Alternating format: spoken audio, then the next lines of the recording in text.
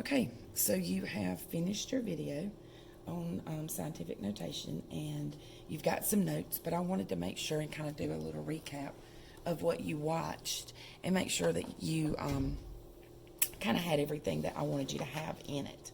Okay, so one of the first things that he talked about was that scientific notation is used to express really big and really small numbers. Now, in a circle map, we're just writing little snippets of information, so we don't have to, we're just taking notes and writing little snippets of information. But so the first thing was used to express really big and really small numbers. Another one is that scientific notation is written as a number times a power of 10. So it's written as a number times a power of 10. Something else that he said that I wanted to remind you of is that the decimal in any whole number is to the right of the ones place. Okay. Something else that was in there that was just kind of introductory was that when we're going to be moving the decimal, and I'm going to kind of just add this in here, but scientific notation is about moving decimals. It's not about zeros. So I want to make sure you have that. Scientific notation is not about the number of zeros. It is, let's all capitalize that. It is about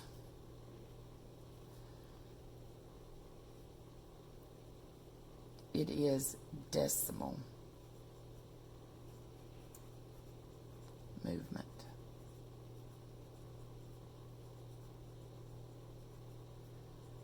It is decimal movement. Left or right. Okay? So that is important. It is not about counting zeros. When you've worked with any powers of 10 in the past, I think you just kind of counted zeros. That is not what this is. This is moving the decimal. And the movement of the decimal is done by either multiplying or dividing.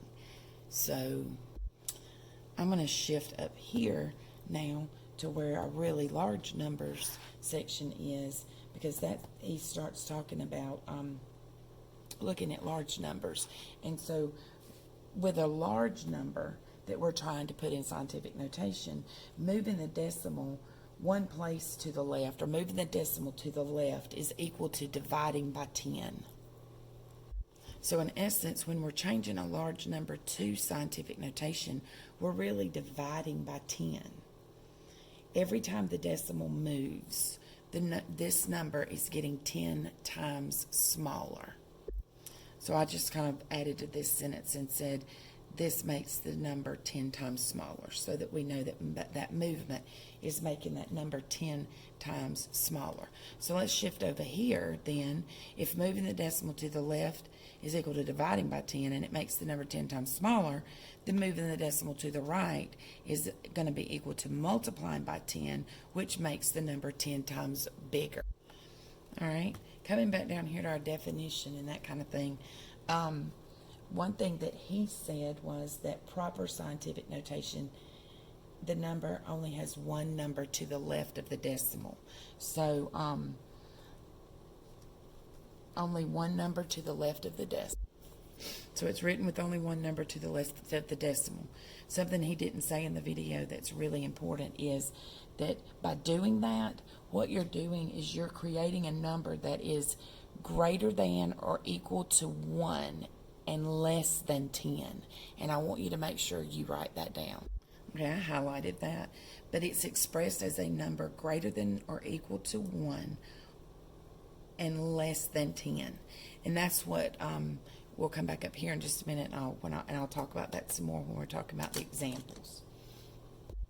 Some other things that he talked about in the video were the order of magnitude.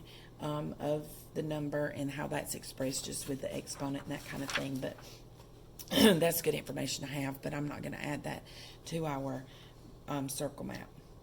Another thing that he kept referring to was regular form. Regular form.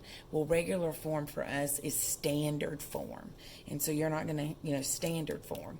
That's the language of the standard. So we want to make sure that we're not using those little shortcut words, that we use regular form. So let's talk about our large and small numbers and do a couple of examples. Large numbers are going to be expressed with a positive exponent. Okay, so I went ahead and wrote that in positive. Next, small numbers are represented with a negative exponent. And then we did a couple of examples. So I'm just going to go back and recap the examples that he did and make sure that you have those. So on this large number, we had to take this decimal. We've got to create a number that is greater than or equal to 1 and less than 10. Also, you want to have only one digit to the left of the decimal. And we have that written right down here, written with only one number to the left of the decimal.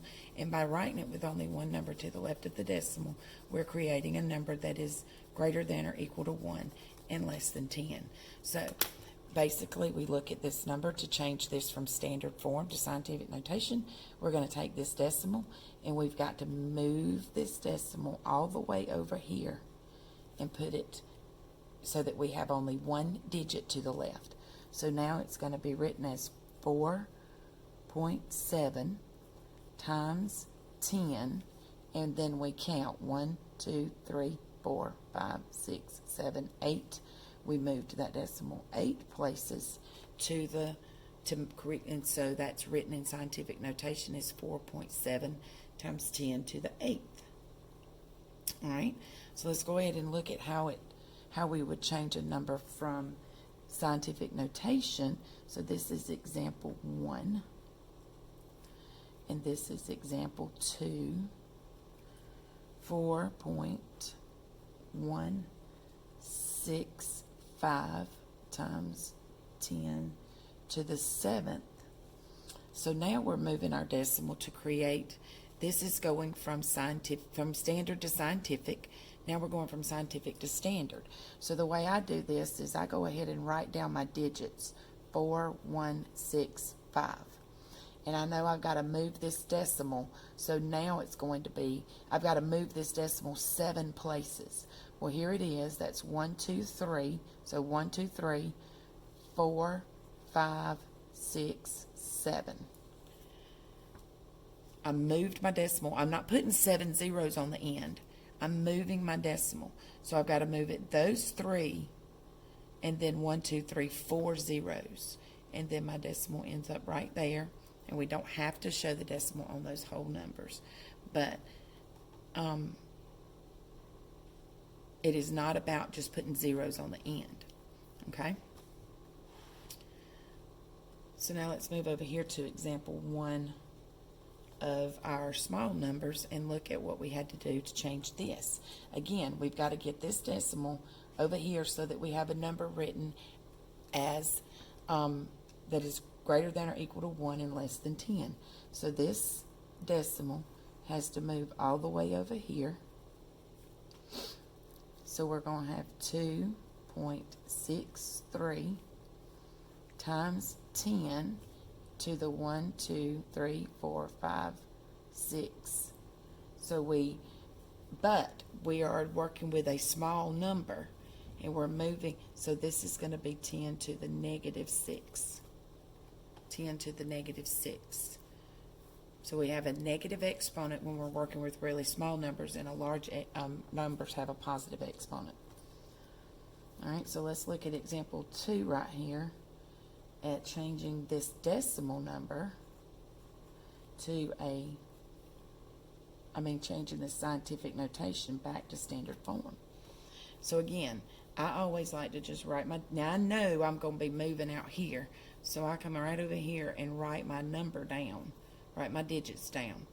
and I've got to move this decimal right here 5 places to the left. So it's right here. That's 1, 2, 3, 4, 5. Now you can draw your little humps. 1, 2, 3, 4, 5, and then put your zeros in if you need to. But just remember, you're not just throwing zeros in, you're moving the decimal. So you have to count having to move around that 1. So that's 1 place right there. Okay? And then we put a 0 here, and that is in standard form. Okay? So that's pretty much all there is to scientific notation. So you've got this little practice page that I want you to complete, and I'm going to do number 1 and number 5, or number 1 and 4. Actually, let's do 1 and 2. That's a positive and a negative exponent. So we'll do those two, and then I'm going to let you just work them on your own. So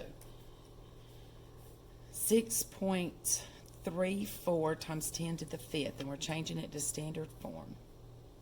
6.34 times 10 to the 5th, and I know that I've got to move it 5 places to the right. I know that this is going to be a large number, so I'm going to move my decimal because it's a positive exponent.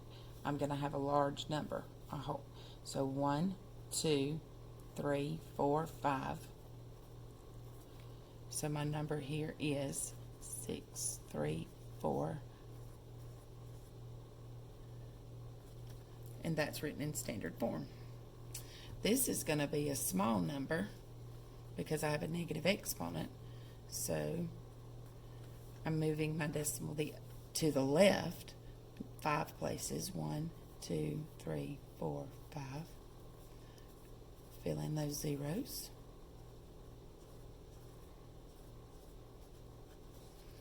And make sure you don't lose any digits in there when you're rewriting it. So take this and finish it up, and if you finish this and need something else to do, let me know.